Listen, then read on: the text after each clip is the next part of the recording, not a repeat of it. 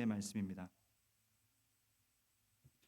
신약성경 요한계시록 3장 7절에서 13절까지의 말씀, 우리 한 절씩 교독하도록 하겠습니다.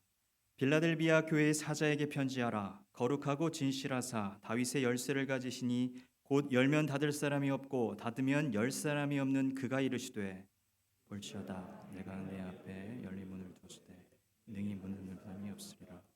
내가 내 행위를 아노니 내가 작은 능력을 가지고서도 내 말을 지키며 내 이름을 배반하지 아니하였도다.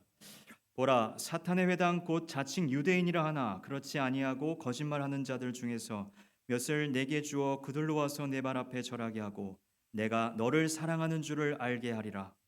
내가 나의 인내의 말씀을 지켰은즉 내가 또한 너를 지켜 시험의 때를 면하게 하리니 이는 장차 온 세상에 임하여 땅에 거하는 자들을 시험할 때라.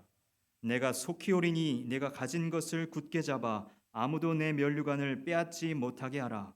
이기는 자는 내 하나님 성전의 기둥이 되게 하리니 그가 결코 다시 나가지 아니하리라. 내가 하나님의 이름과 하나님의 성 곧 하늘에서 내 하나님께로부터 내려오는 새 예루살렘의 이름과 나의 새 이름을 그 위에 함께요.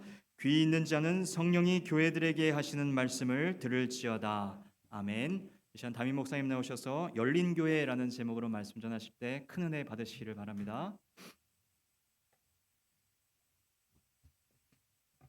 열려 있다라는 말은 개방성을 뜻하는 긍정적인 뜻으로 쓰이고 있습니다. 열린 음악회가 인기를 끌더니 교회에서도 열린 예배라는 단어가 등장을 하고 교회 이름도 열린 교회, 열린문 교회 이렇게 있고요. 학교에도 열린 학교, 열린 교육이라는 말이 나오고 정당 이름에도 있었죠. 뭐 열린 아무 무슨 당 해가지고 보수 정당에서도 우리는 열린 보수다. 진보 정당에서도 우리는 열린 진보다. 그렇게 이야기를 합니다.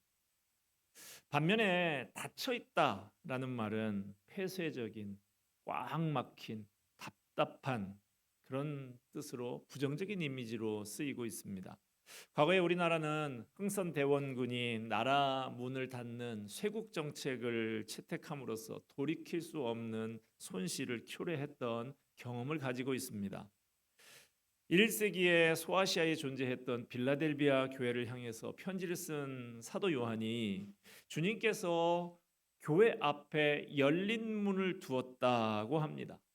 빌라델비아 교회는 이 열린 문, 열린 기회에 효과적으로 응답해서 주님께 칭찬받는 열린 교회가 될 수 있었습니다. 자, 빌라델비아 교회를 향해서 말씀하시는 주님의 모습은 어떤 것인지 한번 봅시다. 7절에 빌라델비아 교회의 사자에게 편지하라. 거룩하고 진실하사 다윗의 열쇠를 가지시니 곧 열면 닫을 사람이 없고 닫으면 열 사람이 없는 그가 이르시되.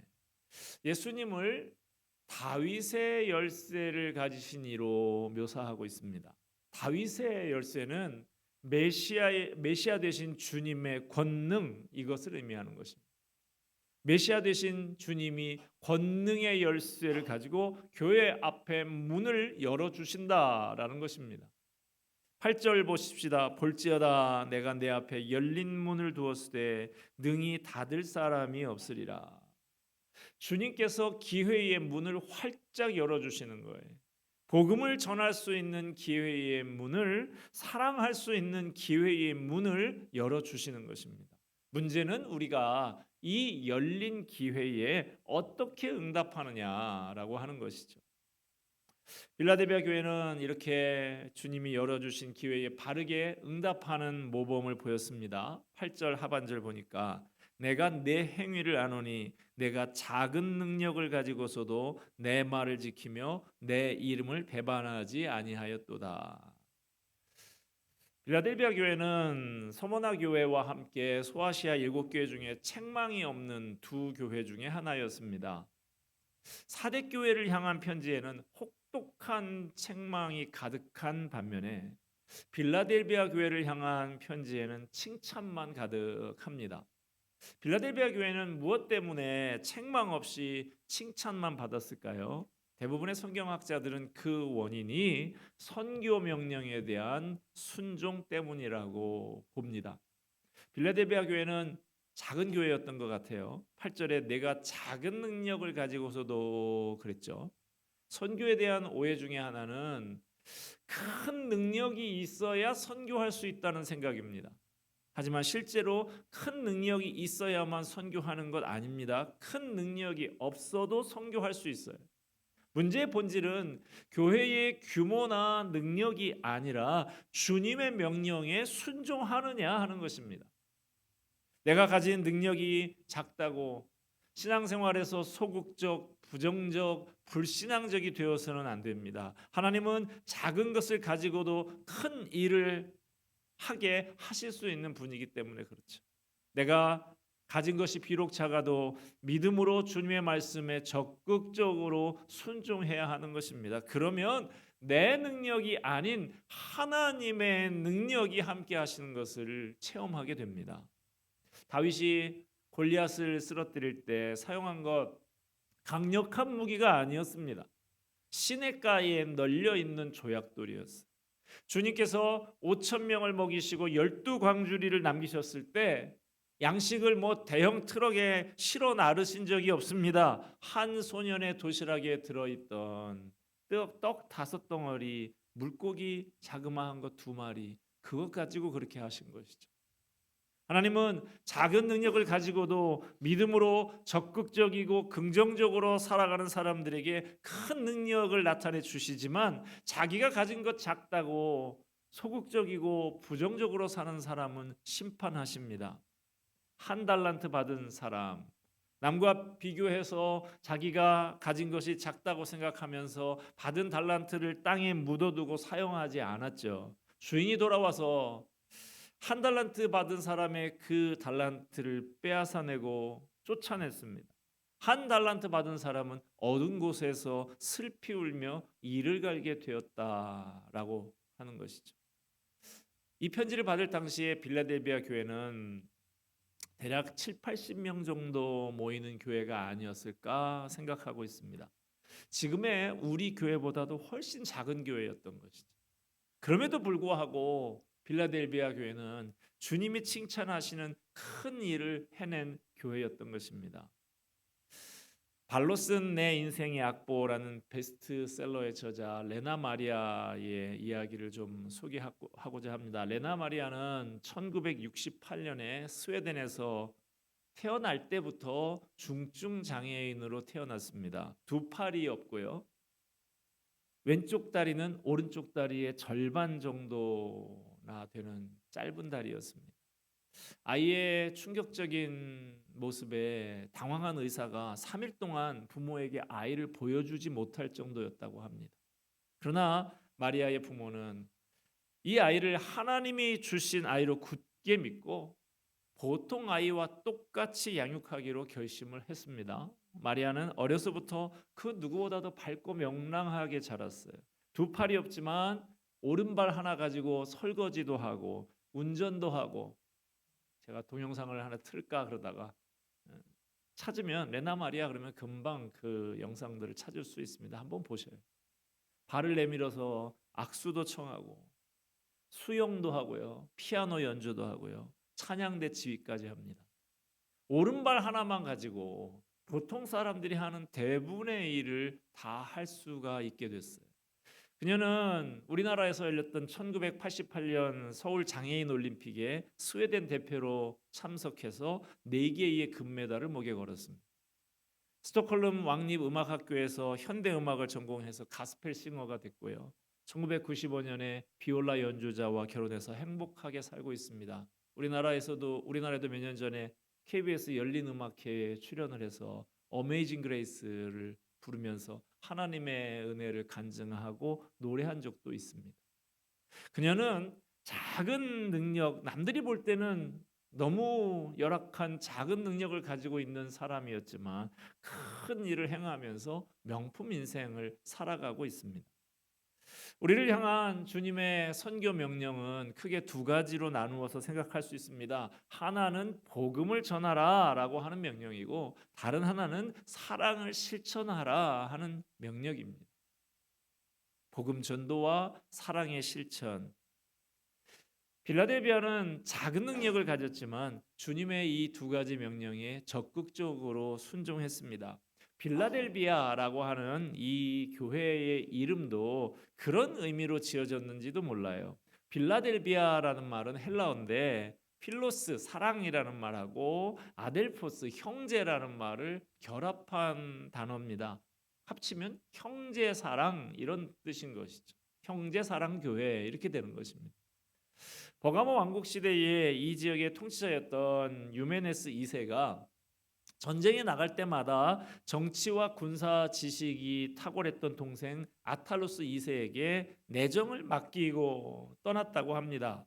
로마 정부가 당시에 세계를 지배하던 로마 정부가 국민적인 지지도가 높았던 아탈로스를 이용하려고 그에게 왕위에 오르라고 그렇게 충동질을 했습니다. 그러나 아탈로스는 이런 지하에 거절을 하고 형에게 충성을 다했다고 합니다. 이렇게 각별한 아탈로스의 형제 사랑이 이 도시 빌라델비아의 유래였던 것이죠. 이 도시에 세워진 빌라델비아 교회는 이 도시의 전통을 이어받아서 형제들을 뜨겁게 사랑하고 동시에 이런 사랑에 목말라 하던 도시인들에게 열심히 복음을 전하는 일에 최선을 다했던 것입니다. 얼마나 아름다운 교회인지, 얼마나 본받을 만한 교회인지 모릅니다. 주님께서 이런 빌라델비아 교회를 칭찬하시면서 그들을 향해 다음과 같은 약속을 해주고 계십니다. 여러 가지 약속을 해주시는데, 첫째, 그들을 박해하던 유대인들이 돌아와서 무릎을 꿇게 하겠다라고 약속을 하십니다. 9절 말씀, 보라 사탄의 회당 곧 자칭 유대인이라 하나 그렇지 아니하고 거짓말하는 자들 중에서 며칠 내게 주어 그들로 와서 내 발 앞에 절하게 하고 내가 너를 사랑하는 줄을 알게 하리라. 초대교회 당시에 교회를 박해하던 대표적인 집단이 유대인들이었습니다. 그들은 표면적으로는 유대인들이었지만 영적인 면에서는 유대인이 아니었어요. 그들은 하나님을 섬긴다라고 말했지만 실은 사탄의 회당이었습니다. 그들은 사탄의 사주를 받아서 온갖 거짓말을 지어내며 교회를 회방하고 박해했습니다. 그런데 주님께서 그런 유대인들 중에서 몇 사람을 은혜 받고 변화되게 하신다는 거예요. 유대인들이 교회에 찾아와서 무릎 꿇고 엎드려 절하면서 자신의 잘못을 사죄하게 하신다는 것입니다. 둘째로 어떤 약속을 해주십니까? 시험의 때를 면하게 하시겠다 약속을 하십니다. 10절 상반절, 내가 나의 인내의 말씀을 지켰은즉 내가 또한 너를 지켜 시험의 때를 면하게 하리니. 장차 다가올 무서운 박해와 환난의 때에 주님께서 그들을 특별히 지켜 보호해 주신다라는 약속입니다. 셋째로는 면류관을 주겠다고 약속을 하십니다. 11절 말씀, 내가 속히 오리니 내가 가진 것을 굳게 잡아 아무도 내 면류관을 빼앗지 못하게 하라. 이 로마 시대에 우리 영화 보면 많이 나오죠. 누가 면류관 쓰고 있습니까? 황제가 면류관 쓰고 있어. 또 면류관 쓰는 사람 하나 있죠. 마라톤 대회 우승한 그 올림픽에서 우승한 경기의 승리자에게 그렇게 면류관을 씌워주는 것이. 그러므로 이 말씀은 작은 능력 가지고도 말씀을 굳게 지키며 선교적인 삶을 사는 사람은 주님께서 영광스러운 존재로 여겨 주신다라는 말씀을 하고 있는 것입니다. 네 번째로 하나님의 성전에 기둥이 되게 하겠다고 약속하십니다. 12절 상반절에 이기는 자는 내 하나님 성전에 기둥이 되게 하리니. 기둥이라고 하는 것은 여기도 지금 기둥이 6개나 지금 노출된 것만 그렇게 있지요. 집을 받치는 중심이죠. 기둥은 움직이지 않습니다. 기둥이 움직이면 큰일 나는 것이죠. 기둥이 되게 해주겠다라고 하는 것은 기둥처럼 든든한 사람, 꼭 필요한 사람, 중요한 사람 되게 해주신다는 것입니다. 우리가 작은 능력으로도 믿음으로 말씀을 지키며 선교적인 삶을 살아간다고 하면 주님께서 우리를 기둥과 같이 중요한 인물로 써주신다라는 것입니다. 다섯 번째, 영원한 기념이 되게 하겠다고 약속하십니다. 12절 하반절에 내가 하나님의 이름과 하나님의 성 곧 하늘에서 내 하나님께로부터 내려오는 새 예루살렘의 이름과 나의 새 이름을 그이 위에 기록하리라. 주님께서 기둥과 같이 여기시는 동량지대의 그들에게 하나님의 이름과 새 예루살렘의 이름과 주님의 새 이름을 기록하시겠다라고 약속을 하셨습니다. 당시 사회에서는 국가에 충성한 사람들의 이름을 그들이 섬기는 신전의 기둥에다가 새겨서 그 사람의 명예를 드높였다라고 합니다. 그와 마찬가지로 주님께서 변치 않는 믿음으로 선교적인 삶을 사는 사람을 존귀하게 여겨 주신다는 거예요. 영원히 잊지 않겠다라는 뜻입니다. 영원히 영광을 누릴 하나님의 백성임을 증명하는 증표를 남겨놓겠다라고 하는 것입니다. 우리가 이렇게 칭찬받은 빌라델비아 교회에서 배워야 할 것은 무엇입니까? 그것은 한마디로 열린 교회가 되어야 한다는 거예요. 어떻게 우리가 빌라델비아 교회처럼 열린 교회가 될 수가 있을까요? 첫째로 전도의 기회를 놓치지 말아야 합니다. 교회 앞에 문이 열려 있다는 것은 문이 닫힐 수도 있다라는 의미이기도 해요. 지금 열려 있는 전도의 기회 놓치지 말고 전도해야 합니다. 전도할 기회가 항상 열려 있는 것은 아니기 때문이죠. 옛날에 그리스의 시라큐스라고 하는 도시에 동상이 서 있었는데 사람의 동상인데 앞머리는 무성하고 뒷머리는 대머리였고 어깨가 아닌 발에 날개를 달고 있었다고 합니다. 동상 아래에 이런 글귀가 새겨 있었다고 그러죠. 그대의 이름은 기회. 왜 날개를 발에 달고 있는가? 더 빨리 날기 위해서. 앞머리가 무성한 이유는 내가 올 때 사람들이 쉽게 붙잡도록. 뒷머리가 대머리인 이유는 한 번 지나가면 다시 붙잡기 어렵기 때문에. 기회가 항상 주어지는 것이 아닙니다. 전도하는 것을 내일로 미루지 마세요. 사람마다 어떤 방법으로 어떤 계기로 어떻게 주님께 나오게 될지 모릅니다. 그러므로 다양한 상황에 이런저런 방법으로 자주 복음의 씨앗을 뿌려야 하는 것입니다. 여러분 지금부터 올해 이제 벌써 2월 달인데 마음속에 태신자를 좀 품으시기를 바랍니다. 적어도 2명 이상 마음속에 품고 그 이름을 부르면서 기도하시기 바랍니다. 주님, 올해가 가기 전에 이 영혼이 주님 앞에 돌아오게 하시옵소서. 마음에 품고 기도하시기 바랍니다. 멀리서 찾지 마시고요. 자주 만나는 사람을 생각하시면 됩니다. 구세군의 창설자였던 윌리엄 부스가 배로 여행을 하던 어느 날 이 사람이 복음을 전도한다고 어떻게든 사람들 주목을 끌려고 탬버린을 치면서 아주 우스꽝스러운 모습을 가지고 갑판으로 걸어 나오는 것을 보고 저명한 영국의 작가요 시인이었던 키플링이 아니 당신은 어떻게 그렇게 배울 만큼 배우고 고상한 사람인 줄 알았더니 천박한 악기를 두드리면서 그렇게 우스꽝스럽게 나오느냐 빈정거리니까 윌리엄 부스가 이렇게 대답을 했다고 합니다. 선생님, 만일 제가 물구나무를 서서 2발로 탬버린을 두드려서라도 한 생명이라도 구원할 수 있다고 하면 저는 기꺼이 그렇게 하겠습니다. 싱가포르의 페이스 커뮤니티 베프티스트 처치의 로렌스 콩이라고 하는 유명한 목사님이 있습니다. 이분이 우리 교회에서도 한번 비슷한 거 했었는데 복음 마술 그런 거 배워서 집회에서 마술로 전도 집회를 하는 것으로 유명해요.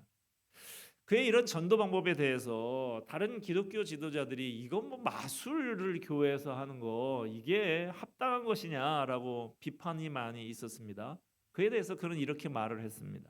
비판은 기꺼이 참고하겠습니다. 그러나 저는 지금 비판에 일일이 답할 만큼 한가하지 못합니다.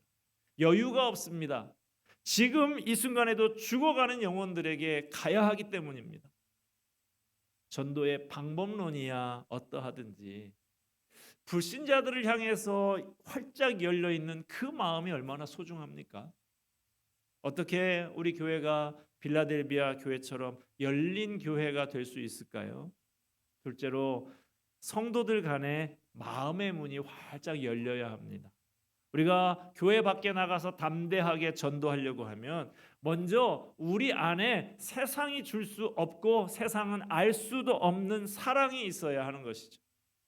초대교회가 작은 힘으로 엄청난 영향력을 발휘할 수 있었던 것은 그 안에 사랑이 넘쳤기 때문입니다. 불신자들이 초대교회 그리스도인들에 대해서 묘사할 때 제일 많이 등장하는 증언이 뭔지 아십니까? 비두니아의 총독이었던 플리니는 로마의 트라이안 황제에게 보낸 보고서에서 이 그리스도인이라고 하는 무리들은 목숨을 걸고 서로 사랑하고 있습니다. 이렇게 보고했어요. 그런 사랑이 어떻게 우리 교회 안에서 다시 한번 나누어지고 실천될 수 있을까요? 주일 예배에 잠시 나와서 앉아 있다가 가는 것만 가지고는 그렇게 되기가 참 어렵습니다. 그래서 제가 사랑방 모임을 그렇게 강조하는 거예요. 우리 교회가 빌라델비아 교회와 같은 사랑의 공동체가 되려면 이제 다음 주부터 우리가 사랑방 모임 개강하는데 사랑방 모임에 나가야 됩니다. 거기서 마음을 열고 기쁜 일, 슬픈 일, 함께 울고 함께 웃고 그렇게 다 나누어야 하는 것이죠. 그 이야기에 귀를 기울여 보십시오. 그러면 서로를 진실하게 이해하게 됩니다. 그 열린 마음의 자리에 성령께서 임하십니다. 그때의 사랑이 시작되고 거기에서 치유가 일어납니다. 바로 거기서 이 시대의 빌라델비아 교회가 태어나게 되는 것입니다. 우리 주님은 오늘 본문에서 교회는 열린 공동체가 되어야 한다. 내가 너희에게 기회의 문을 활짝 열어놨다라고 말씀하십니다. 주님께서 세상을 향해서 교회의 문을 활짝 열어두고 계십니다. 만약에 교회가 주님께서 열어두신 문으로 세상을 향해서 나아가지 않는다면 주님께 불순종하는 거예요. 교회의 존재 목적과 사명을 상실하는 것입니다.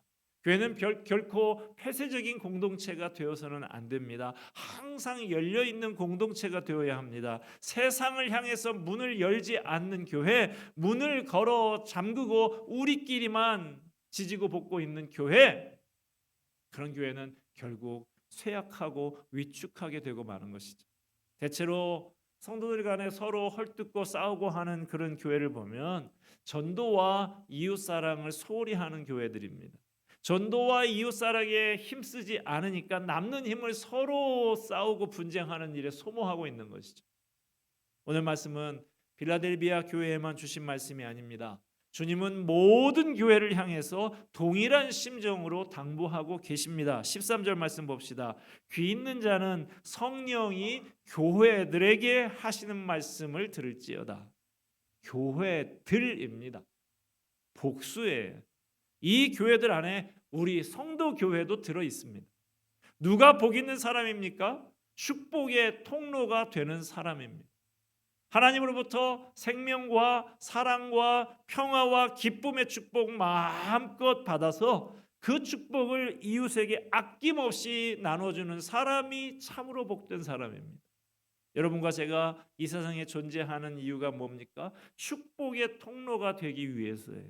여러분과 저는 하나님의 축복을 전달하는 통로입니다. 우리가 축복의 통로로 살아갈 때 많은 사람들이 주님 앞에 돌아오게 될 것입니다. 주께로 와서 주님을 예배하게 될 것입니다. 우리 모두 활짝 열린 마음 가지고 가정에서 또 일터에서 만나는 사람들에게 축복의 통로가 되시기를 바랍니다. 우리 교회가 빌라델비아 교회처럼 세상을 향해서 문을 활짝 열어서 축복의 통로가 되는 열린 교회가 되기를 주님의 이름으로 간절히 소원합니다. 기도하겠습니다. 은혜와 사랑이 풍성하신 하나님 아버지, 참으로 빌라델비아 교회와 같이 그렇게 칭찬받고 축복의 약속을 받았던 교회와 같이 우리 교회도 열린 교회가 되게 하여 주시옵소서. 세상을 향해서 복음의 문을 활짝 열고 사랑을 전하는 문을 활짝 열어서 축복의 통로가 되는 열린 교회 되게 하여 주시옵소서. 이제 사랑방 모임을 곧 시작하게 되는데 우리 사랑방 모임을 통하여서 함께 울고 함께 웃으며 사랑을 나누고 치유가 일어나게 하여 주시옵소서. 그래야 활짝 열린 마음 가지고 가정에서 일터에서 만나는 사람에게 축복의 통로가 다 되게 하여 주시옵소서. 예수 그리스도의 이름으로 기도하옵나이다. 아멘.